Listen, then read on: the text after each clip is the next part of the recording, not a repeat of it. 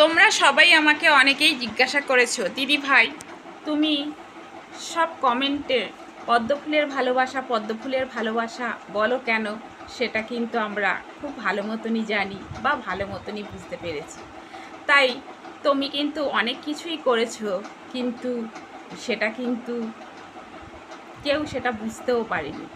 তাই এতদিন পরে আমরা ভেবেছি সত্যিই তুমি খুব ভালো চিন্তাভাবনা তোমার, আর তুমি সঠিকভাবে তুমি কিন্তু কাজ করে গেছো। এরকম অনেকেই আমাকে প্রশ্ন করেছে, তাই তাদেরকে বলছি যে হ্যাঁ, আমি পদ্মফুলের ভালোবাসাটা তোমাদের কেন চেয়েছিলাম তোমরা আমার কাছে জানতে চেয়েছি।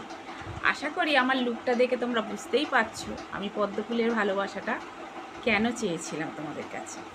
তোমরা সবাই আমাকে পদ্মফুলের ভালোবাসা দিয়েছো, তাই এতটাও ভালোবাসবে সেটাও বুঝতে পারিনি। মানুষ তো বলে, কিন্তু মানুষের কথা কি সবাই শোনে? কিন্তু তোমরা শুনেছো, তাই তোমাদের অনেক অনেক ধন্যবাদ। তোমরা যে আমাকে এত ভালোবাসো, আমার এই 7,600 ফলোয়ার, তোমরা যে সবাই আমাকে এত ভালোবাসো, এটা আমার জানা ছিল না। সত্যিই আমি তোমাদের কাছে অনেক অনেক কৃতজ্ঞ।